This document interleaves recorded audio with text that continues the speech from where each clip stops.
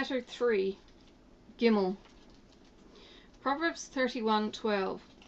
She will do him good and not evil all the days of her life. King James Version. She comforts, encourages, and does him only good as long as there is life within her. Amplified Version. Gimmel. The Gimmel was a picture of a camel. Today, to most of us, the camel is an unfamiliar animal, usually only seen in the zoo or a desert. Yet its importance in the ancient world cannot be underestimated. They were not fast animals, but they were reliable. When everyone else was dying of thirst or stumbling through exhaustion, the camel kept plodding on. Consistency and as a result, dependability are the key thoughts here. She will do him good and not evil all the days of her life. At the time of writing this book, I've been married 17 years. I would hate to think that over the next 30 or so years of my marriage, either myself or my wife Heather would stop putting energy into our relationship. Doing good takes effort. Most couples put in a lot of effort in the early stages. The trick is to keep on making such deposits over the long term. We have a little joke between the two of us as to who will outlive whom. I'm convinced I will be at her funeral and she's convinced she'll be at mine. Just a side thought, it's important to go to other people's funerals or else they won't come to yours. Anyway, honey, I've always found a biblical verse to back my position. Notice here it says, she will do him good all the days of her life. Implication, he lives longer than she does. However, if this camel analogy really applies, she will simply keep plodding on, leaving me far behind. You see, the whole concept of the woman is a weaker vessel is a myth. The point is, they're not. It's just that we guys have to treat them as if they were. The truth is, they live longer, deal with anxiety better, and have babies. In comparison to that, Rambo is a sissy. We men are a little like the guy in Lawrence of Arabia who fell off his camel. On his own, he was history. The virtuous woman, then, is strong.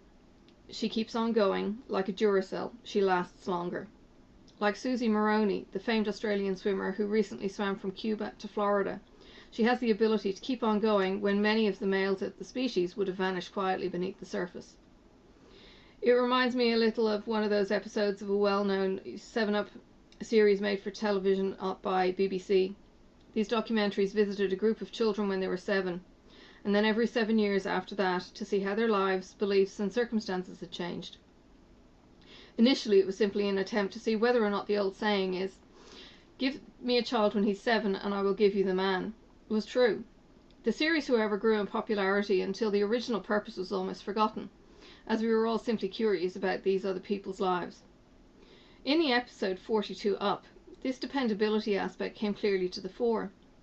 Most of the ladies in the series were raising their kids, finding jobs, making life happen, whereas many of the men who had been in their lives had taken off on a forlorn quest of freedom. The women were still there, rock solid, seldom complaining, doing what needed to be done, meeting the pain in life with persistence and purpose, taking all of the responsibility on with their wide and strengthening shoulders.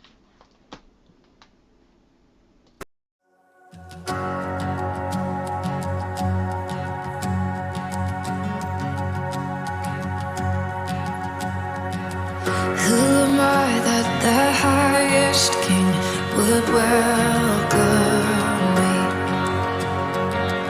I was lost, but he brought me in. Oh, his love for me. Oh, his love for me. Who the sun sets free, oh, is free indeed. I'm a child of God, yes I am.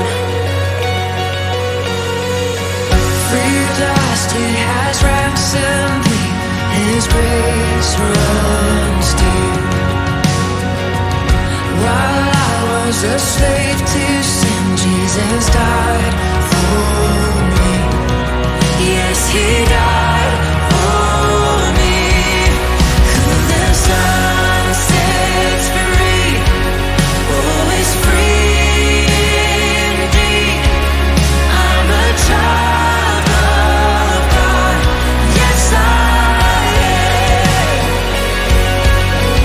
In my Father's house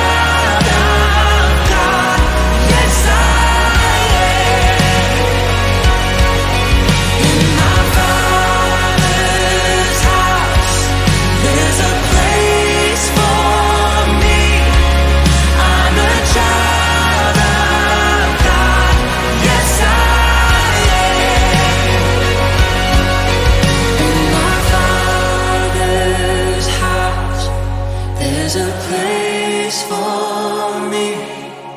I'm a child.